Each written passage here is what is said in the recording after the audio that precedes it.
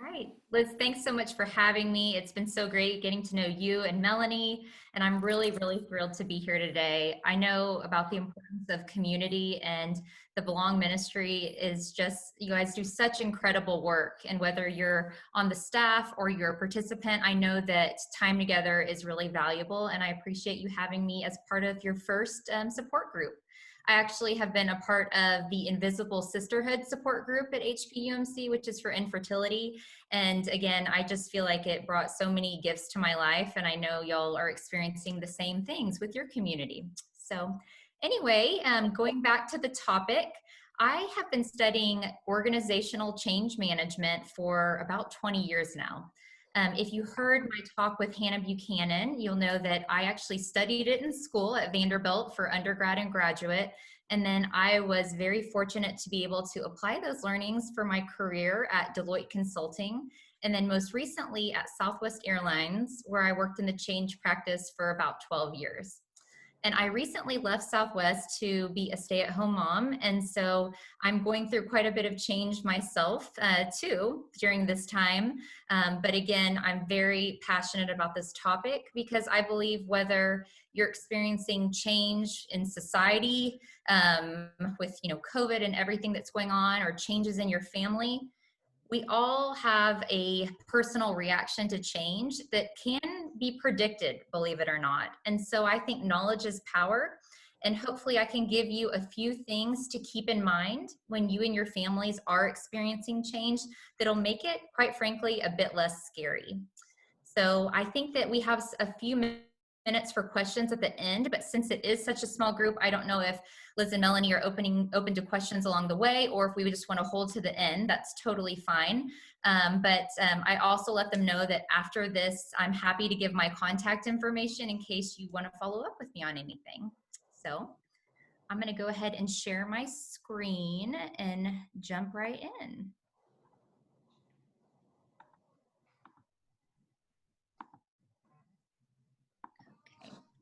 Okay, can everyone see that? Get a thumbs up.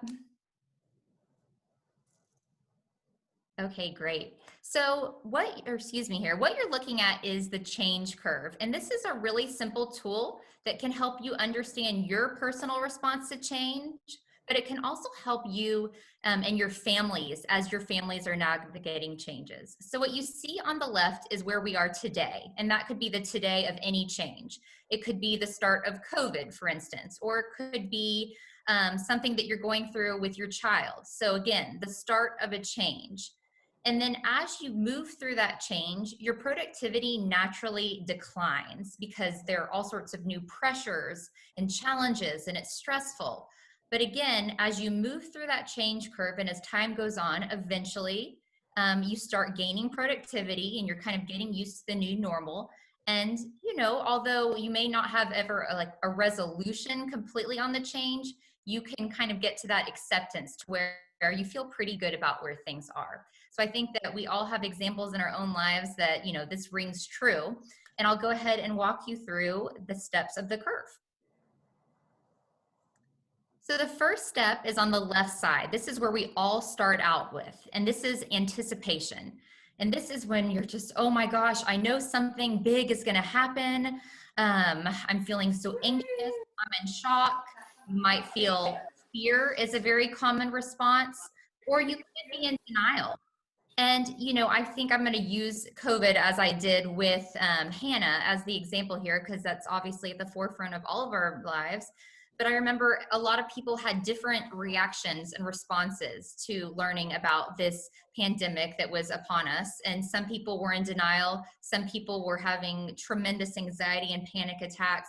And it was impacting all of us a bit differently, even though we were all really in it together. So again, we can all relate to these feelings of just feeling very anxious at the beginning of something.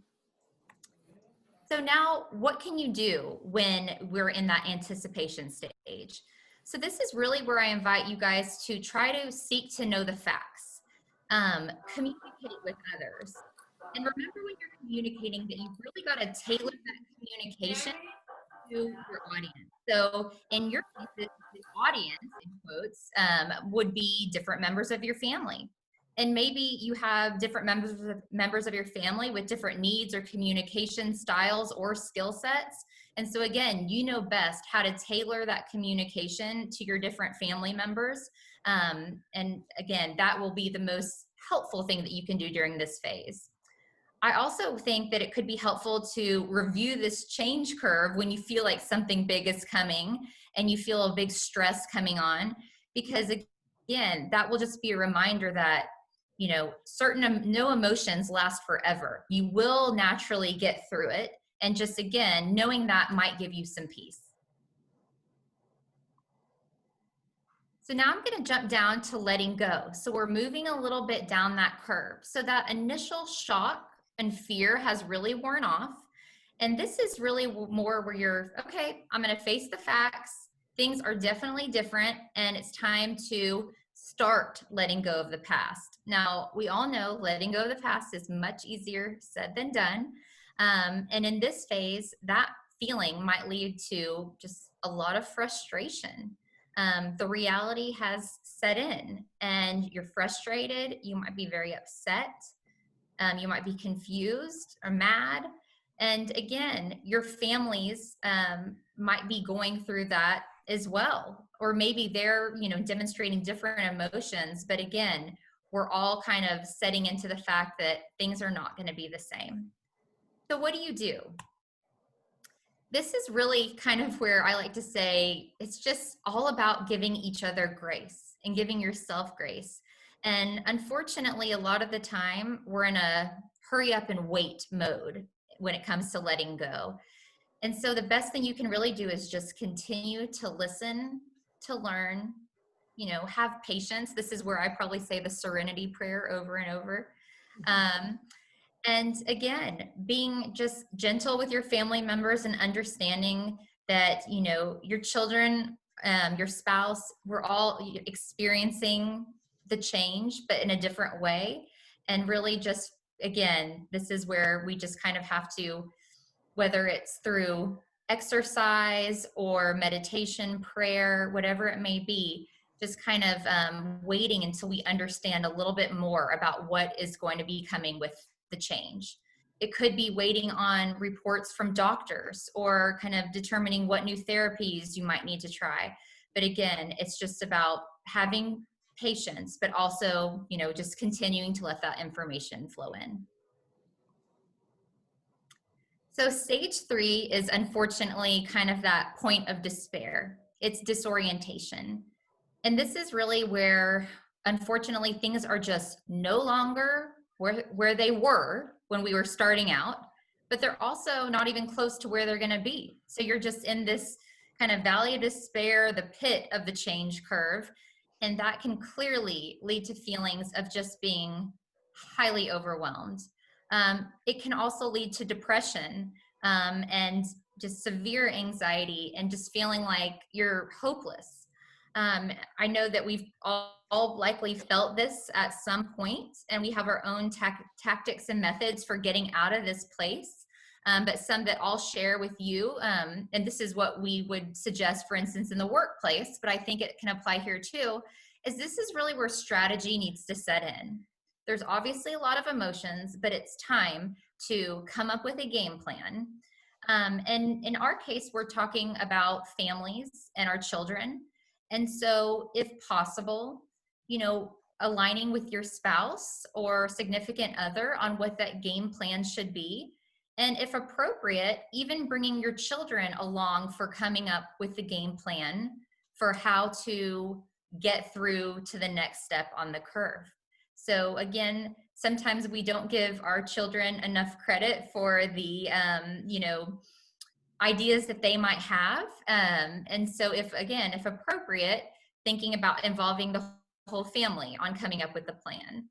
And then so something I think we often overlook is creating or celebrating small wins. A lot of times we think we have to get to the finish line before we, you know, can just have a sigh of relief and blow it out and just, you know, congratulate one another on whatever it is that they have accomplished. But if you set small goals with that game plan, then there's a lot of opportunities to make everybody feel good.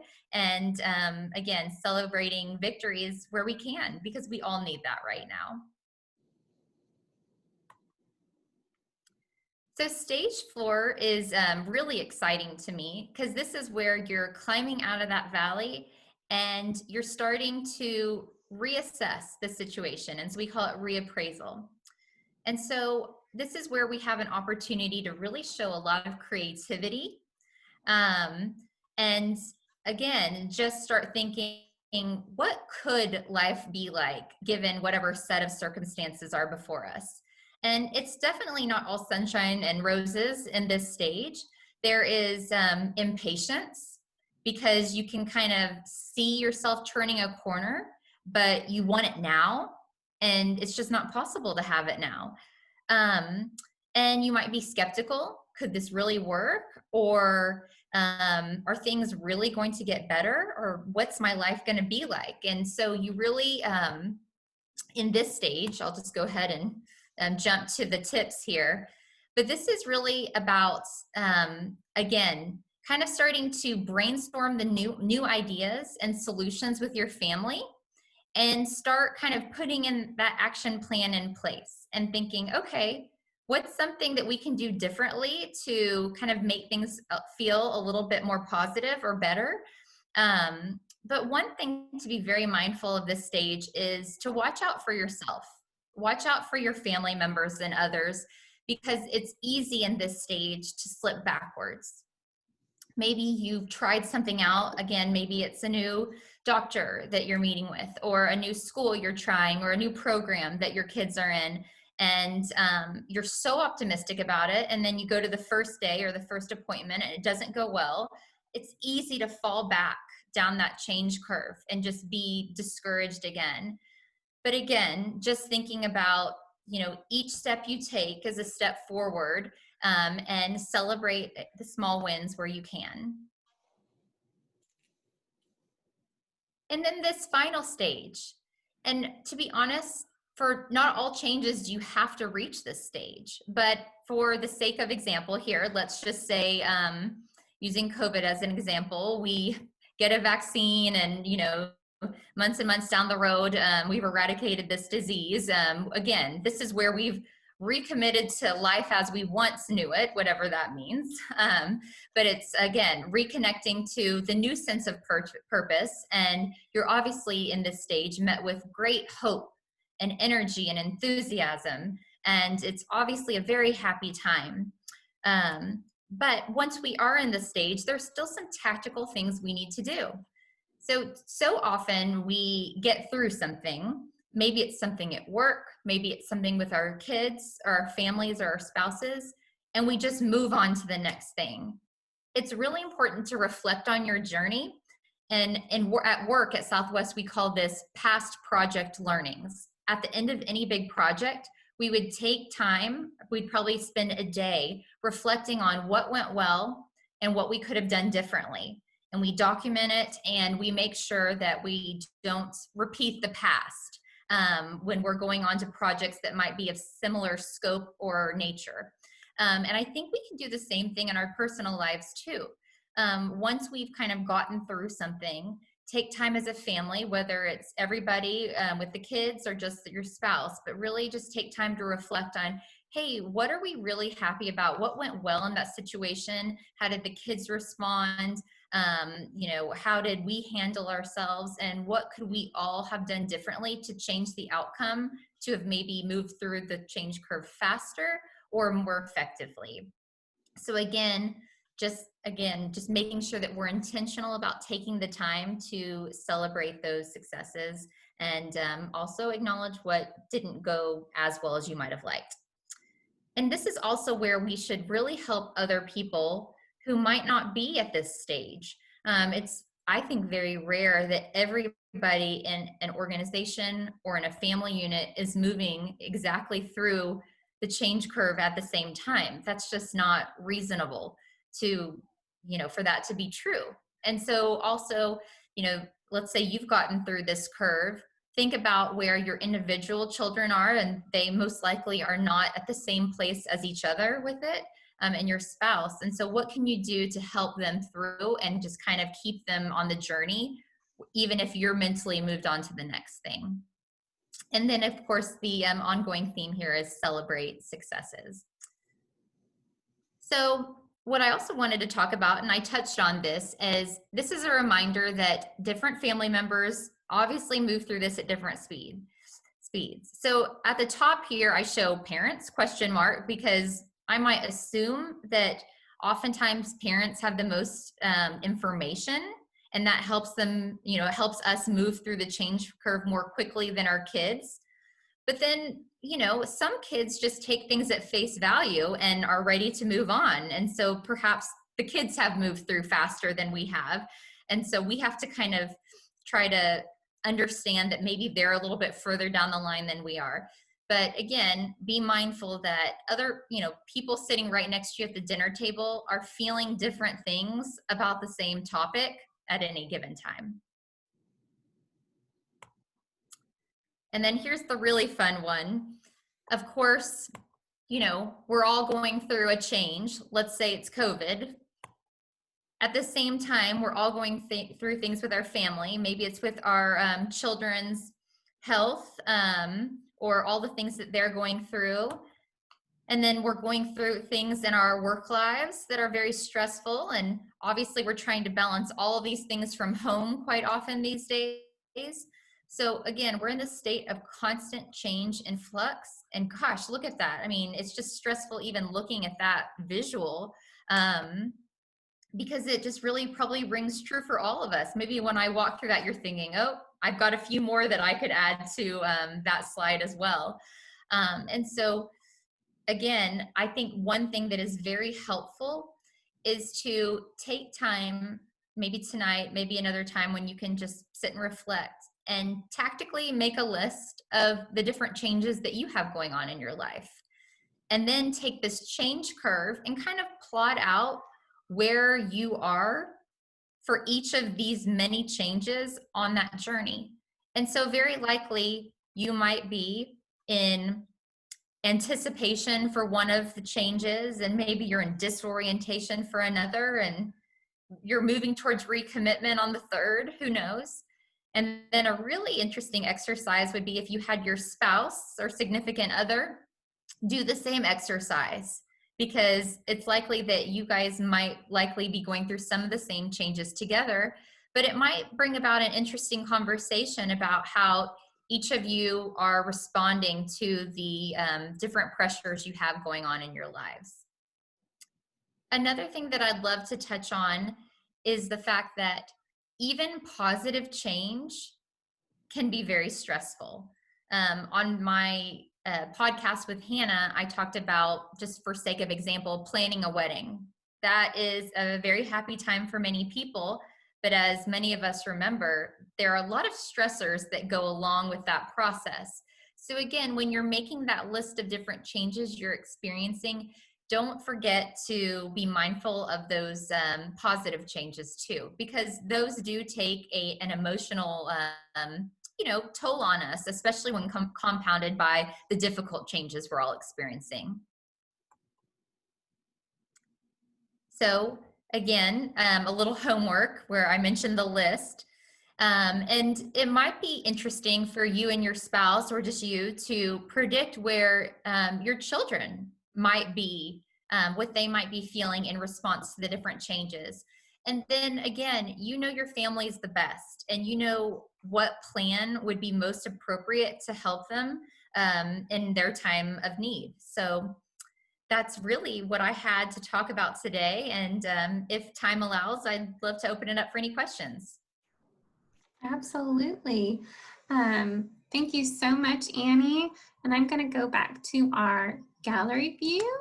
So y'all, if anyone would like to ask Annie a question, you'll just kind of raise your hand, and then we'll unmute. Todd, did you have a question? No? Or any comments?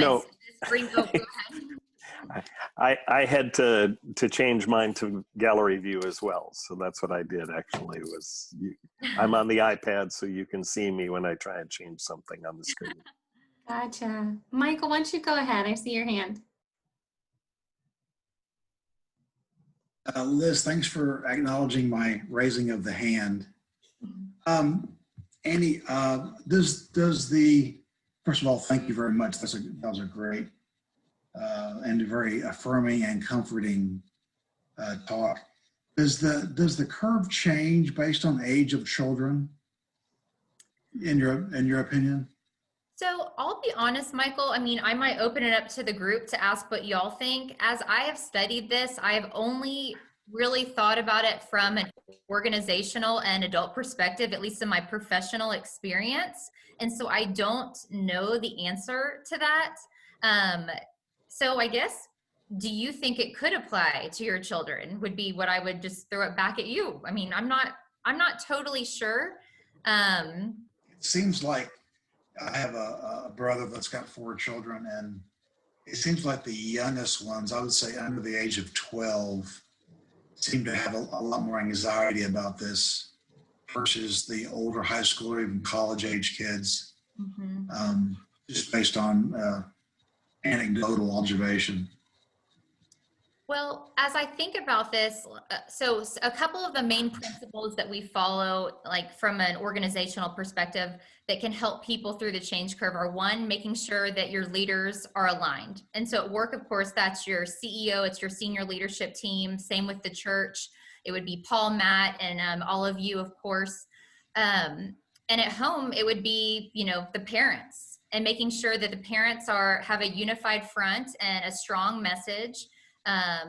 Can provide their children with clear communication so that children know what to expect, and that they communicate and get feedback from their kids as often as possible, and make sure that they have a place to share their feelings. So I do think that a lot of it can apply to kids as well, even as young as 8 years old. So yeah. Okay, thank you. Of course. Todd? Of course, with my my background in child development, the left-hand side is the concrete side. That's the side that we all have to go through. It's connected in with grieving and all of that. The other side of the curve, the one that heads up, that's higher cortical thinking, and so it's more abstract. And so it's the part that needs to be taught, that needs to be learned. From a family systems perspective, I would guess as well that the left-hand side is the one that we're used to. Families react to stuff. How we process that is, kind of what we have to encourage others. And if I don't get a chance to talk it through, then, we have a nephew right now who is just terrified of COVID.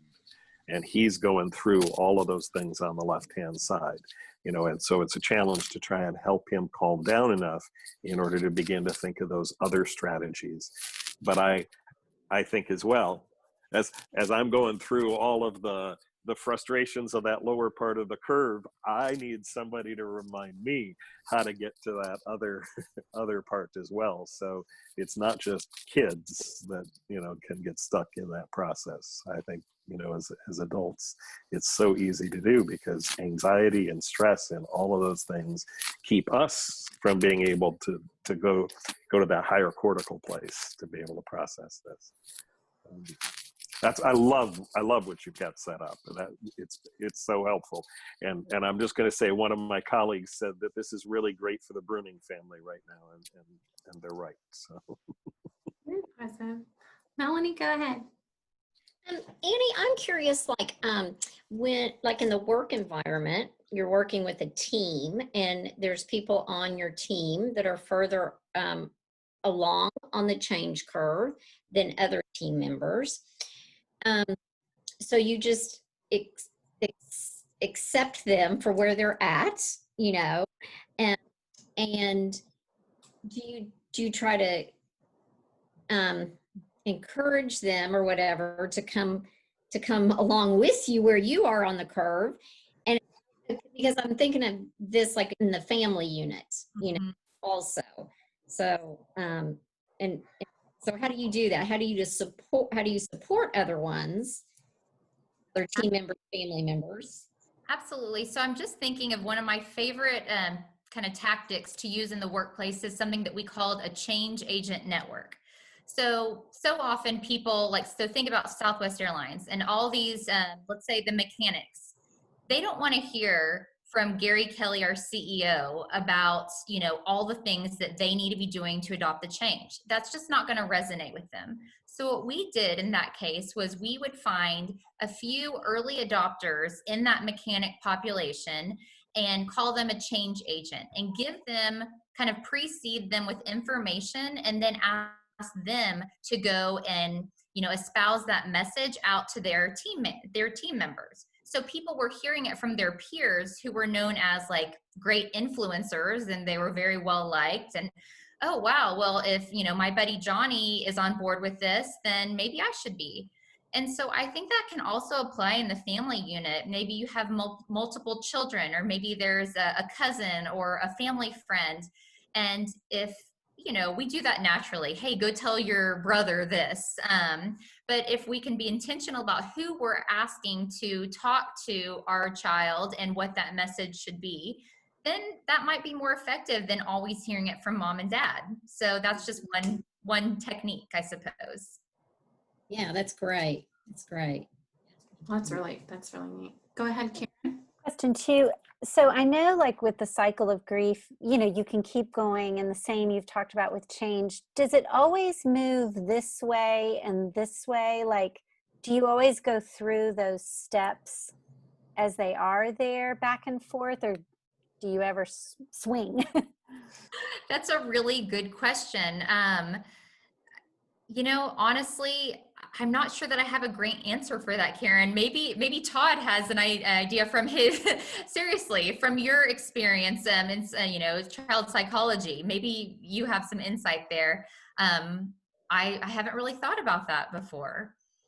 Let's see, he's going to unmute.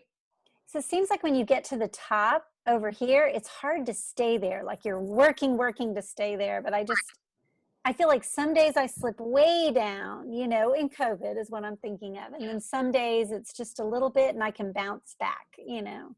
You're typically not going back to the beginning of the change because you have more information at this point than you did when you were at that anticipation stage or letting go. You've already let go. You know that it's here to stay. So it's probably more that you're just kind of dipping down into that valley and then back up. So maybe you're bobbing up and down that right side of the curve.